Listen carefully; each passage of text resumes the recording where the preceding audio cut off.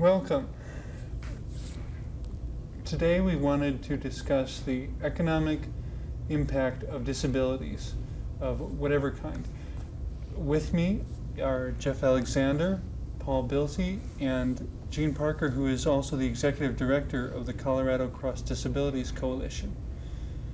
So with that, where do we dive into such a complicated subject? Or who was the suggestion? Good question. Yeah. Good question. The obvious thing that comes to my mind is how to reestablish independence. When I mentioned that before, you immediately reacted with a little bit of lightness that in some cases, perhaps a lot of cases, it's not possible. Or, Jean? Well, I think that the United States and probably most other countries have very effectively and successfully engineered an economic system which negatively economically sanctions people with disabilities. It sanctions others too, but I think we're here to talk about disability and to focus on that. And so it negatively sanctions people with disabilities by erecting structures that present barriers to economic self-sufficiency. And I'm referring, of course, to the way that the Social Security Administration's rules and regulations interact with the provision of health care. And even without interacting with the provision of health care, Social Security's rules and regs would be enough to erect substantial barriers to the return of self-sufficiency or the acquisition of self-sufficiency by people with disabilities under the best of circumstances. I think there are ways in society that people are looked down upon on Social Security, because if you look at it in the next couple of years, Social Security funds are going to run out. And they said by the year 2000, there will not be a Social Security system in the United States. It seems to me that the ideal would be to be free of Social Security anyway. But that seems blocked by logistical considerations of the job market. How many zillion businesses across the U.S. would have to be retrofitted with various accessibility-oriented things? You know, be it ramps instead of curbs, wider doors, counters that allow more legroom for someone in a wheelchair. See, those are considerations, and I hope we get to them at some point in this show. But what Jean was talking about with the systems, Social Security and healthcare that we get involved in.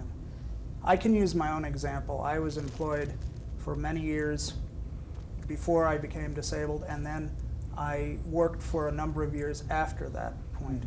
Then the office that I was working in, everyone was laid off. I spent a whole year looking for a job, ended up having to go on benefits, meaning Medicare and SSDI. And the main reason for doing that was because I couldn't get health care any other way except for the Medicare. Well, Medicare and SSDI, Social Security, Disability Insurance, and SSI, Supplemental Security Income, put very strict limits, very low limits, on the amount of money a person with a disability can earn without losing their benefits. So even if we build all the ramps in the world and make everything accessible, there is still this real problem of being tethered to the system because you need to get health care, and the only way you can get it is through the Medicare system. The fact is that something on the order of 2/3 of people with disabilities are not employed, and yet those same people, when asked if they would like to work, the vast majority of them say that they would, but the system holds them down.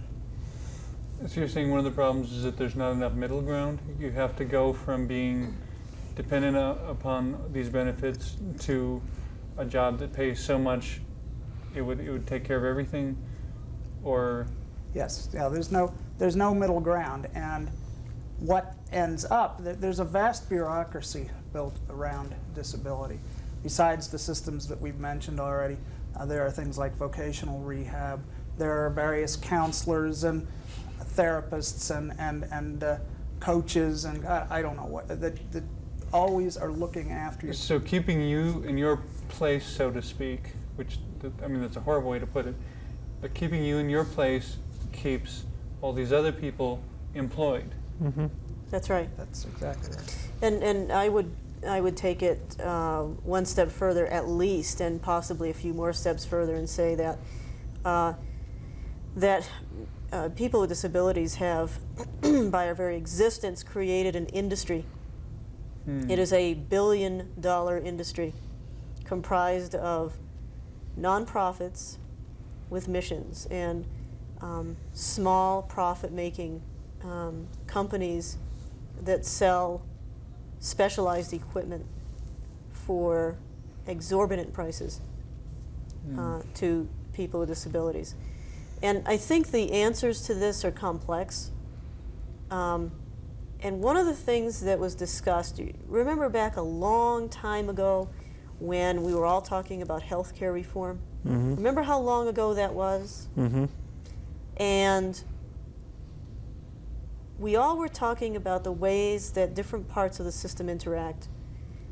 And the answers aren't as simple as building ramps and making things available so that people can become employed.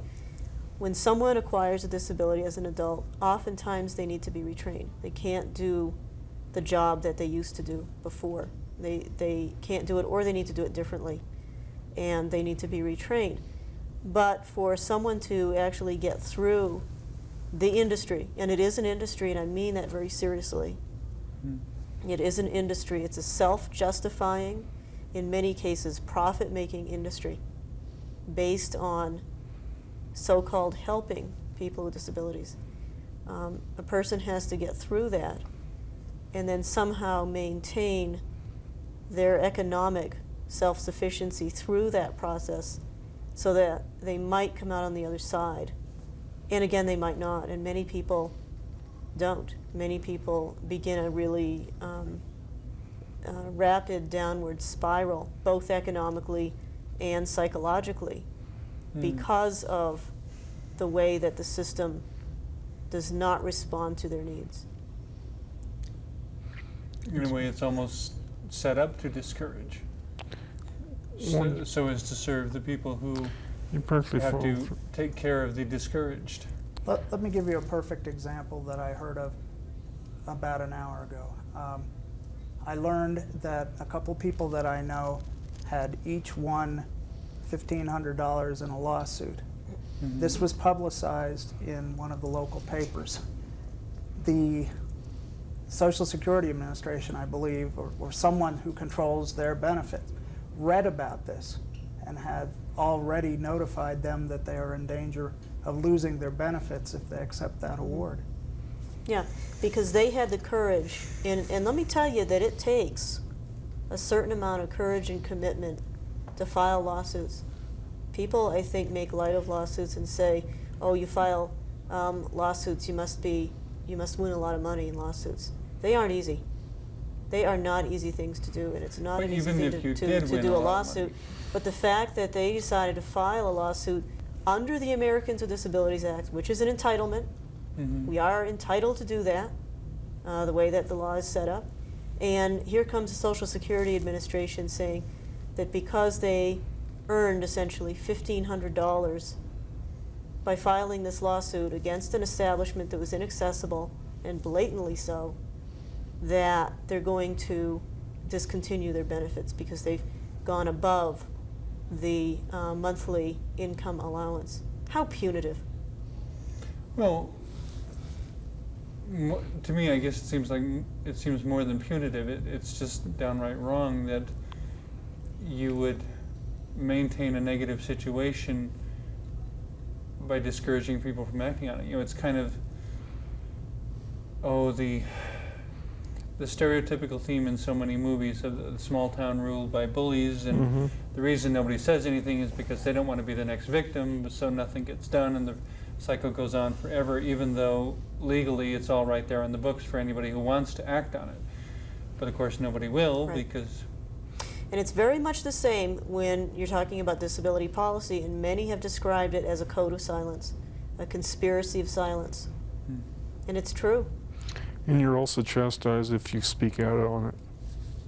exactly like these two were, who went to the lawsuit and actually won something. You know, but yeah, now they're getting chastised for Yeah. it. Somehow, though, is there some bright spot? Something that people with disabilities can, you know, are there entrepreneurial things? You know, whatever. What's the bright spot in the universe as we're discussing this, recognizing that the government isn't giving us anything good to look at? Well, I think part of the answer to that has to do with the context, the economic context that we live in. And part of that context is that we've gotten very creative financially about how to manipulate these things. And it's not something that I feel comfortable in public going into detail about. But we have gotten very creative about how to handle these things. And sometimes, many times it works. Sometimes people find themselves in more trouble. But it's about survival. And that's all, nothing less. It's about survival. And we live in the context of capitalism. And therefore, the answer for some people has to do with entrepreneurial activities or efforts to provide themselves with enough income that they can survive economically, because what the government gives people to live on is very, very, very little. It's not a survival income for most people. But how do you go about finding something to keep you going? As far as finding... Yeah, as you said, it's about survival. I'm struggling to keep myself afloat right now, and it's practically impossible. I really would love to find something. I mean, right now I'm just sitting at home doing nothing, writing. One of the things that maybe you would consider a bright spot in all of this, it's one small effort that I was just reading about today. There is an organization called the Disabled Business Persons Association, and what they do basically is assist people with disabilities in all the steps of how to become an entrepreneur. I don't know how long they've been around. I just got some information in the mail today, but you know that is happening. Whatever. Could I get the mailing address on that? Sure. Well, if you could get an informational phone number or something, I could certainly put it in the end credits of the show.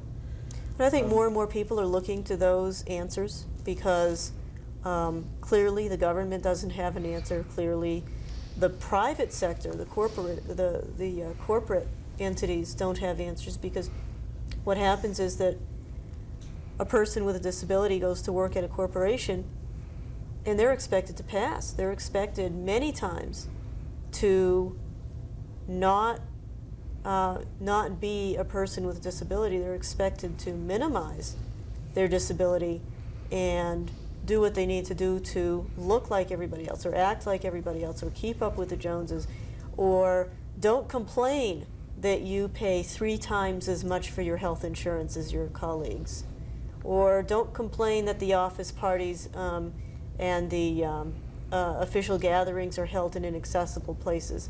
Let them carry you in. And people who are working in corporate America who have disabilities have sacrificed themselves personally many times, and of course not all the time, but many times, to keep those positions.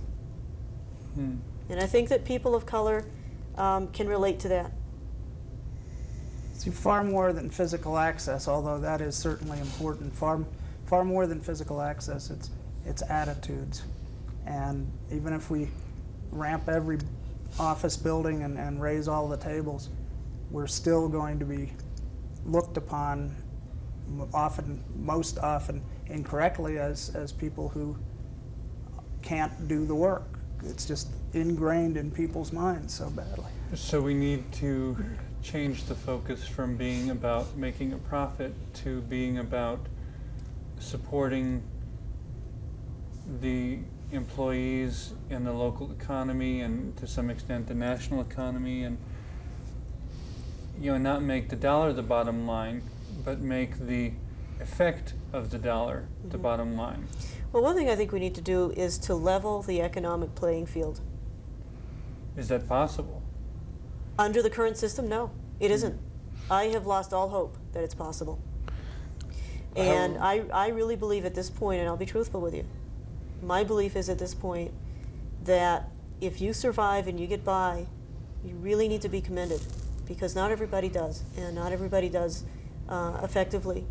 And that really what we're dealing with here, especially with the political swing to the right that we're all experiencing, is survival of the fittest. And if you're smart enough, if you're quick enough, if you're ingenious enough, if you have the right connections, if you have the right idea at the right time, if you're in the right place at the right time, you might make it. But if you're not, you might not. And that really only the people who are close to you will be affected by that. And so there's not there's not an overall an attitude in the country that everyone needs to be here, that everyone needs to be at the table. What I observe is that the attitude has, I hesitate to say shift because I believe it's been there all the time, but the attitude has emerged that we don't need everybody and that some people shouldn't be here and that some people shouldn't be at the table. And the way that comes out in economics, is that what I referred to at the beginning of the show as a carefully engineered and conspired economically oppressive situation for people with disabilities will continue to get worse and worse and worse. I question whether it was consciously designed and put together, in general. But I can easily understand how having the wrong values would make for the wrong choices, which would make the system we have almost unavoidable. Which is where the system, honestly, the system we have right now stinks. I mean, and I don't think you get too much argument with that, but I think it goes back to remembering the value of human life more than the value of your BMW, Porsche, Saab, $300,000 home, what have you. To find the value that is inside of people instead of the value that we surround ourselves with. And the profit margin that seems to throw people's lives back and forth like casualties in a war. Honestly, it seems like if you were to put the human life doesn't mean anything anymore because we're all being eaten alive by the recession and stuff like that. It just is totally non-existent. In order for me to survive, I would have to totally withdraw all my savings from my savings account and then go out on Social Security. You'd have to spend down your income. They call it spending down. Spending down. And what that means is if you have some assets, which this country values, people with assets, right? Yeah. You have some assets. I would have to get rid of all my assets. You have to get rid of all your assets in order to qualify for benefits. And all the things I enjoy in life. So that you could have health care. So I can have health care. And I think that is really disgusting. That anyone should have to get rid of stuff that they've worked for all their life, and when they want to get a job, they're not allowed to do it. It's kind of, to me, it seems like we've done visually, superficially, we've got all this progress, but when it comes down to the basic question of just being able to be yourself, it seems like we're still back in the early Middle Ages, where if it's healthcare, well, you better be healthy. If it's physical safety, you better know Kung Fu, whatever. It's a real survivalist, instinctual thing that's going on. And we look at the Middle Ages, and some people call that period of time the Dark Ages. We look upon those times as unenlightened times and times of evil. But I'll tell Have you, we really progressed at a all? lot of people experience life in ways that would be very parallel to attitudinally and also physical result to the way that people experienced life then, unless they were in power. And the only difference is industrial and technical progress. Which I think creates superficial resources that you can draw upon. But Well, when it you get makes you down to look what's good. the guts of life. Makes you look good. Makes you look good. but attitudinally, as you said, we're doesn't seem to me we progressed at all. We're still looking at what will it gain me. Yeah. If we could demonstrate to major corporations that people with disabilities could bring them more, new models of cars that would sell like hotcakes, anything that would make them money, suddenly it would be the next fad. But I think if they were to hire someone with a disability, it would improve their public relations. I mean, there are most of the people that you hire with a disability don't miss a day of work. They very seldom miss a day of work. They work harder than anyone else. I would say it depends on the disability, but that's coming from an outsider. But the point that I was trying to make, I guess, was that if we could measure it in dollars, sure, we could go all kinds of places with it. Just because we can only measure it in the quality of life and in a human spirit, for some reason it's really hard to get people's attention. Mm-hmm. Well, I just keep coming back to the fact that 2/3 of people with disabilities are unemployed. Mm-hmm. And coupled with that, the idea that Jean has put forth about the fact that most of us have learned to be very good problem solvers. It just seems like even if we kept the current system, a sensible business person would see that there's a vast untapped resource there, but for some reason.